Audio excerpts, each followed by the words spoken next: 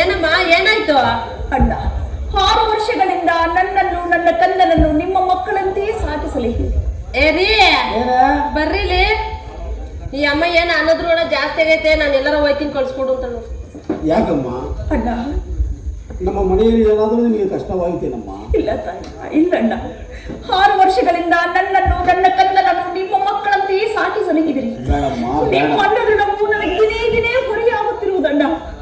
ಆದ್ದರಿಂದ ನಮ್ಮನ್ನು ಯಾರಿಗಾದ್ರೂ ವಿಕ್ರಯಿಸಿ ಆ ಒಂದು ಹಣದಿಂದ ನಮ್ಮನ್ನು ಋಣಮುಕ್ತರಾಗಿ ಮಾಡಬೇಕೆಂದು ಅತಿ ವಿನಯವಾಗಿ ನಿಮ್ಮನ್ನು ಬೇಡಿಕೊಳ್ಳುವೆನಣ್ಣ. ಏನು ಹೇಳಿದರೂ ಕೇಳುತ್ತಿಲ್ಲ, ಏನು ಮಾಡೋದು? ಏನ್ ಮಾಡೋದು ನೋಡ್ರಿ, ಕರ್ಕೊಂಡೋಗಿ ಎಲ್ಲರೂ ಮಾಡಿದ್ರು ಅಮ್ಮ. ಮಾತಾಡು ಅಮ್ಮ. ಹಾಗಾಗಿ ಹೇಳದಂಗೆ ಇನ್ನೊಂದು ಎಲ್ಲರೂ ಮಾರಿ ನಾನು ಅಣ್ಣ, ಮುಂದೆ ಒಂದು ದೇವಾಲಯವು ಕಾಣುವುದು. ಅಲ್ಲಿಗೆ ಹೋಗಿ ದೇವರ ದರ್ಶನವನ್ನು ಮಾಡಿಕೊಂಡು ಪುನಃ ಹೋಗೋಣ. ಹಾಗೆ ಆಗಲಿ ಪರಮಾತ್ಮ. ಮುರಳಿಧರ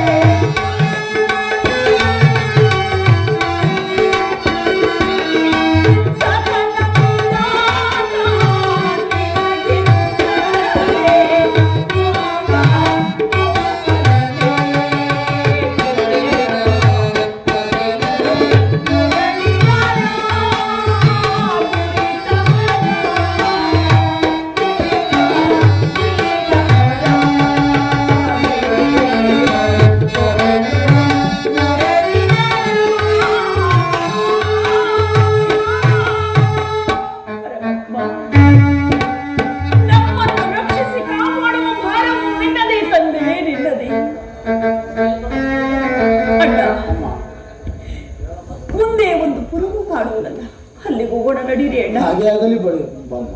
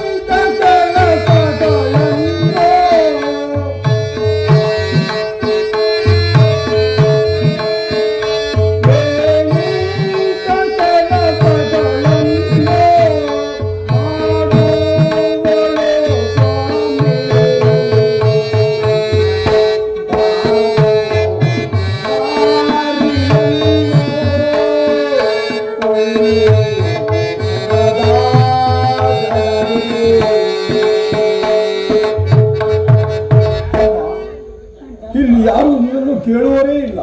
ಹಾಗೋ ಮುಂದೆ ಕಾಣುತ್ತಿರುವ ಬ್ರಾಹ್ಮಣ ಕೆರೆಯಲ್ಲಿ ನಿನ್ನನ್ನು ವಿಕ್ರಯಿಸ್ತೀರಿ, ನಡಿಯಮ್ಮ. ಆಗಬಹುದು, ನಡಿ ನನ್ನ ಮುಂದಕ್ಕೆ ಹೋಗೋಣ.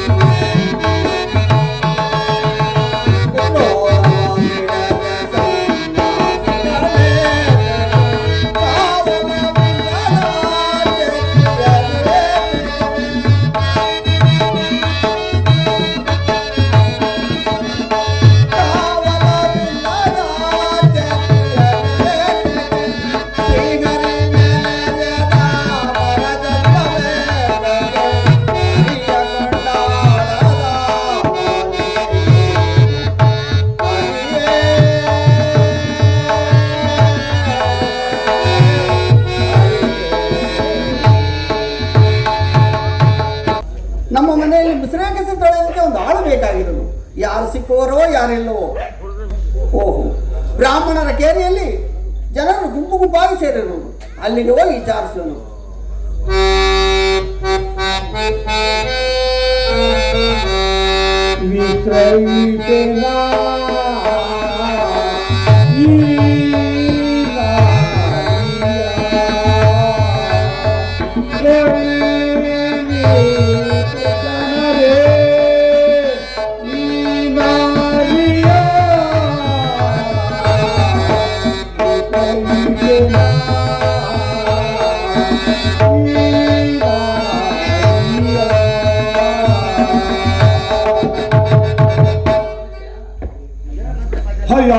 ಪುಣ್ಯಾತ್ಮಗಳಿರ ಹೀಗೆಯನ್ನು ಮಾರುತ್ತೇನೆ.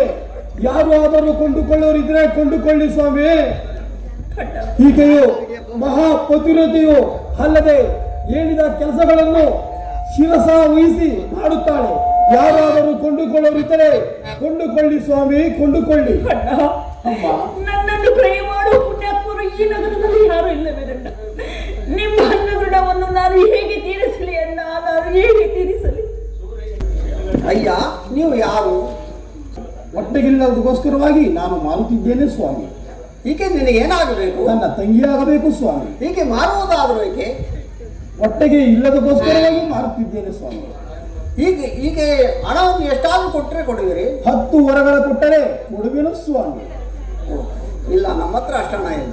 ನಾನು ಕೊಡುವುದು 3 ವರಗಳನ್ನು ಕೊಡುತ್ತೇನೆ. ಕೊಡುವುದಾದ್ರೆ ಕೊಡು, ಇಲ್ಲವಾದ್ರೆ ಬಿಡು. ಇಲ್ಲ ಸ್ವಾಮಿ, ಕೊಡುವುದಿಲ್ಲ ಸ್ವಾಮಿ. ಸರಿ, ಬಿಡು.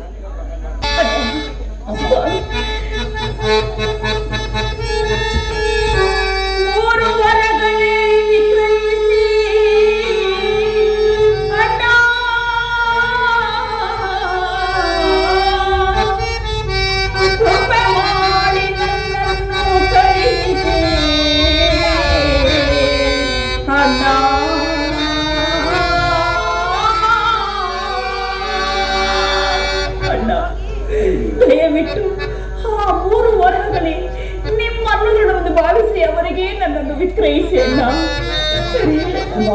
ರಾಮಜೋಸರೇ, ಏಕಯ್ಯ ಕರ್ದನ 3 ವರಗಳಿಗೆ ಕೊಡುವೆನು ಸ್ವಾಮಿ.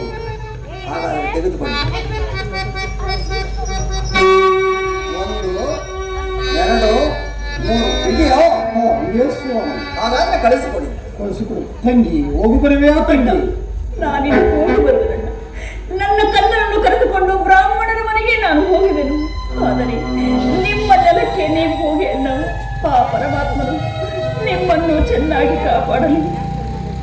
ಹೋಗಿ ಬರುವೆಯಾ ಮಗು? ಹೋಗಿ ಬರುತ್ತೇನೆ.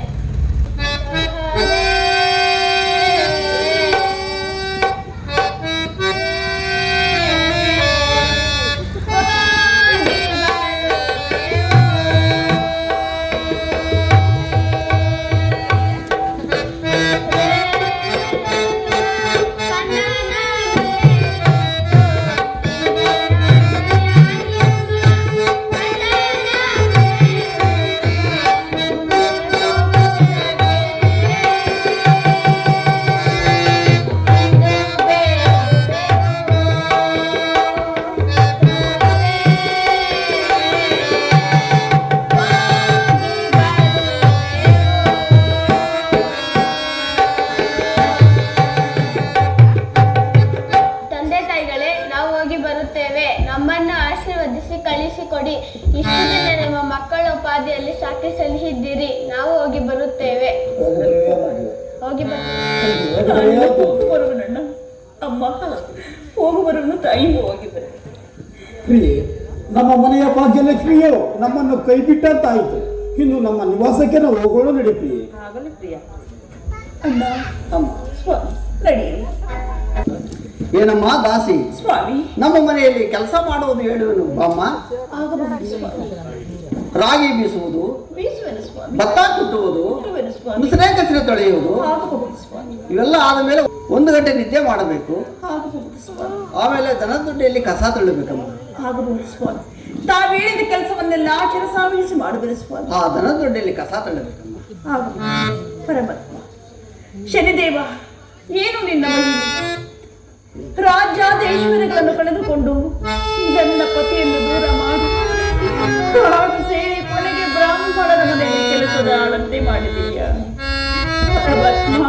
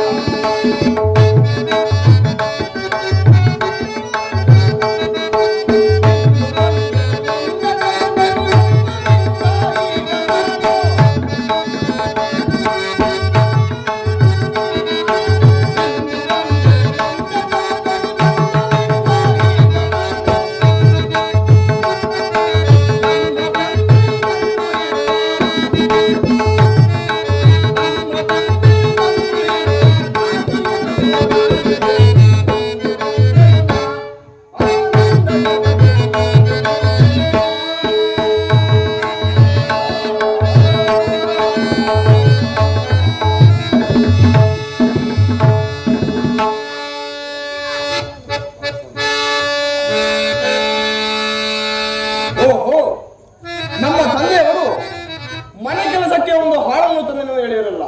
ಯಾರಾಗಿರಬಹುದು? ಒಂದು ಸಾರಿ ವಿಚಾರಿಸಿಕೊಂಡು ಬರುವೆನು.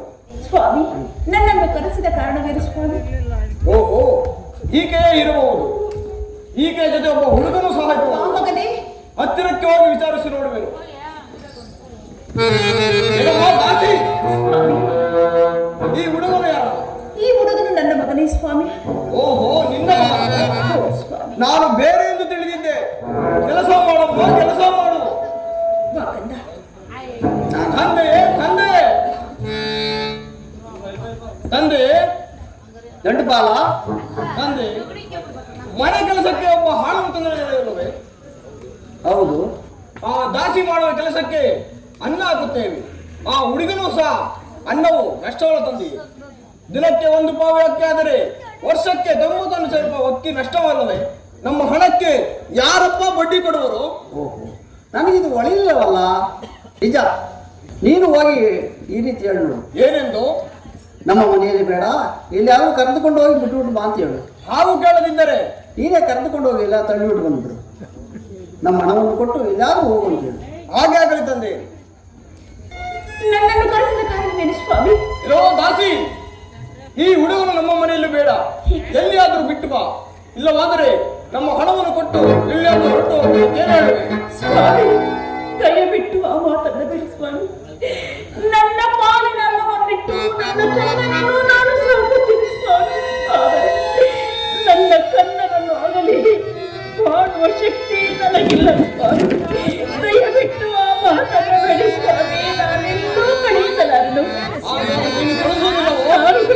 ನಾನೇ ಕಳಿಸಿ ನೋಡ್ತೀನೋ? ಸ್ವಾಮಿ, ಇಲ್ಲವೋ ತರಣ ಹುಡುಗನೇ? ಮಗನೇ, ಚತುರ ಸ್ವಾಮಿ.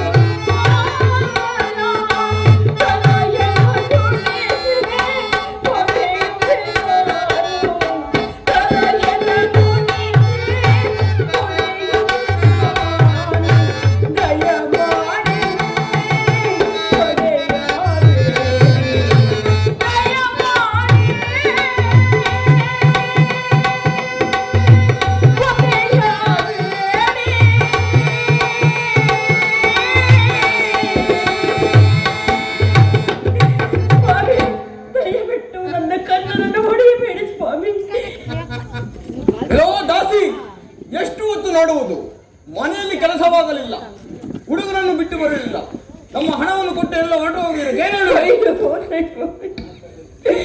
ಕಂದ ಮಗನೇ ಚತುರ, ನಾನೇನು ಮಾಡಲಿ ಕಂದ? ಎಲ್ಲಿಯಾದ್ರೂ ಹೋಗಿ ಬೇಗನೆ ಬಿಟ್ಟು ಬಾ. ಕಂದ ಮಗನೇ,